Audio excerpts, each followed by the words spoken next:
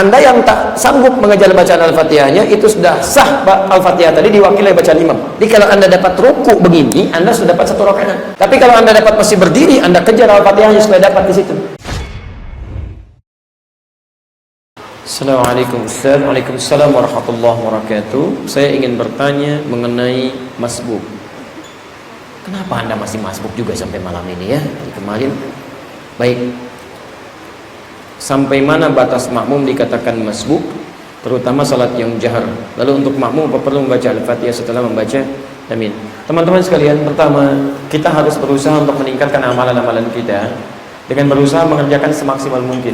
Kalau hari ini ada masbuk, besok cita-cita harus tidak ada lagi. Jelas ya? Coba pelajari, begitu Anda kurang mengerjakan amalan, evaluasi apa penyebab amalan ini kurang. Anda lihat, begitu, oh ini penyebabnya, kecuali memang kondisi yang sangat darurat seperti tadi ada macet dan macam-macam dan sebagainya. Oke? Tapi dalam keadaan ini posisi masbuk itu batas akhirnya sampai imam sebelum salam. Jelas ya? Jadi kalau imam belum salam, jangan membuat saf yang baru ya, tidak boleh ada lebih daripada 1 saf, 1 jamaah, lebih daripada 1 jamaah dalam masjid ya, bukan 1 saf yang maksudnya saf ini, bukan, yang saya maksud 1 jamaah. Ya, ini saya harus lebih hati-hati sekarang karena setiap kalimat diperhatikan ya. Cari menit kesekian salah, muncul dalil banyak gitu kan. Maksudnya bukan itu. Jadi tidak boleh ada lebih daripada 1 jamaah dalam 1 masjid. Ya, terkhusus dalam salat yang sama itu nggak boleh. Jadi kalau Anda datang ke masjid, imam masih belum salam walaupun tahiyat yang terakhir, Anda langsung bertakbir kemudian bergabung kepada imamnya. Innama ju'ilal imamu liyutamma bihi. Dijadikan imam itu untuk diikuti kata Nabi sallallahu alaihi wasallam. Faqiraatul imam qiraatul makmum. Bahkan ketika tertinggal bacaan imamnya dalam keadaan tertentu akan mewakili bacaan makmum itu. Jadi kalau makmum misal imam sudah ruku nih, ruku. Anda datang, Anda langsung takbir aja. Enggak usah baca Al-Fatihah lagi. Anda takbir Allahu Akbar langsung ruku. Anda yang tak sanggup mengejar bacaan Al-Fatihahnya, itu sudah sah Al-Fatihah tadi diwakili bacaan imam. Dan tidak perlu menambah rakaat. Tidak perlu menambah rakaat lagi. Awas, hati-hati, jangan terlampau soleh di sini. Awas, semua imam sepakat, di 4 mazhab sepakat, ruku itu dari kata rakaat, rak'ah. Jadi kalau Anda dapat ruku begini, Anda sudah dapat 1 rakaat. Sekalipun Anda ketinggalan Al-Fatihah. Tapi kalau Anda dapat masih berdiri, Anda kejar Al-Fatihahnya supaya dapat di situ. Tapi kalau tidak terkejar, ma'dzur Anda. Syaratnya tidak disengaja. Bukan masih Al-Fatihah nih, nunggu ruku gitu kan, Masya Allah, nunggu ruku begitu ruku lumayan 1 rakaat, Allahu Akbar. Itu pekerjaan tidak mulia ya, tidak mulia. Nah, jadi ketika Anda masuk imam ruku langsung ruku. Tapi kalau sudah lewat ruku misalnya i'tidal dia, sami Allahu liman hamidah, maka Anda takbir Allahu Akbar, sami Allahu liman hamidah. Anda kehilangan 1 rakaat di situ. Jadi kalau sudah lewat ruku batasannya, maka nanti Anda menambah 1 rakaat lagi. Hanya kalau dalam posisi imam masih dalam proses sholat, sepanjang belum salam di tahiyat yang terakhir, maka Anda masih disebut sebagai masbuk dan punya peluang untuk bergabung di situ. Tapi kalau sudah salam, assalamualaikum warahmatullahi, assalamualaikum warahmatullahi, maka Anda bisa bergabung dengan jamaah lain untuk memulai saf yang baru di sini. Paham? Tayyib. Untuk makmum apa perlu membaca Al-Fatihah setelah membaca amin? Jika peluangnya masih ada, akan lebih bagus dibacakan. Lebih baik dibacakan. Nabi SAW menyampaikan, la salata liman lam yaqra bi Fatihatil kitab. Tidak sempurna salat seseorang yang bisa membaca Al-Fatihah dalam salat berjamaah dalam konteks ini, tapi dia sengaja tidak membacanya misalnya, maka tidak sempurna pahalanya. Tidak sempurna. Tapi kalau dia sholat sendirian sengaja tidak baca Al-Fatihah, batal sholatnya. Karena itu bagian dari rukunnya. Ya, jadi Anda usahakan dan tolong pada imam di sini supaya faqih. Bukan cuma bagus bacaan, paham hukum sholat. Jadi ketika bacakan Al-Fatihah, imam pun memberi kesempatan pada makmum untuk mengikuti bacaannya.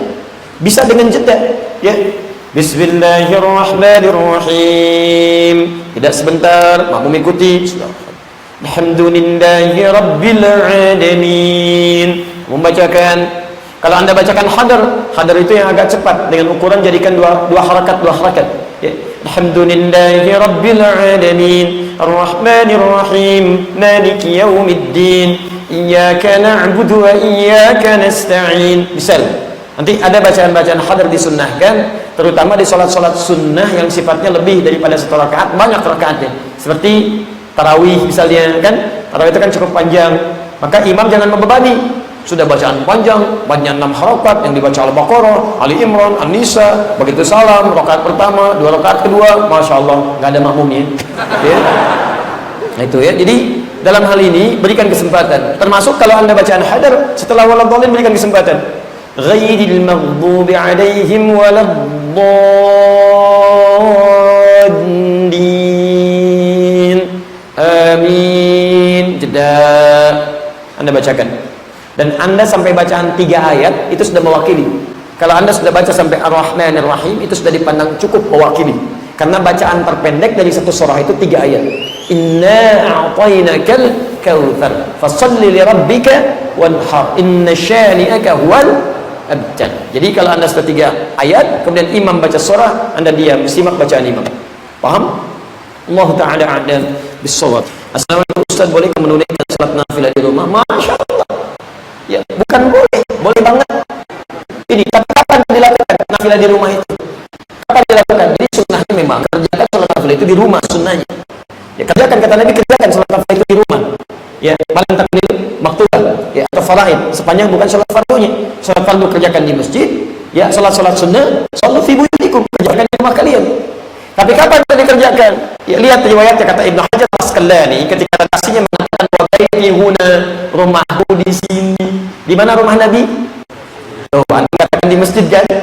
Awas, kalimat di masjid dalam bahasa Arab kan mengatakan fi itu bisa 2, bisa di dalam, bisa menempel, bisa dekat dengan masjid. Kita di mana antum sekarang? Di masjid, padahal di halaman masjid. Ini bahasanya di masjid.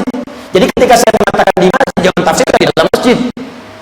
Awas, hati-hati, karena ada yang menuliskan sesuatu. Adi Hidayat mengatakan, Masya Allah, kupas tuntas video Ustaz Adi Hidayat. Muncul Adi Hidayat mengatakan misalnya rumah Nabi di dalam masjid, dan diartikan dalam masjid itu sebagai masjid. Itu di mana? Tidak perlu banyak dalil di situ.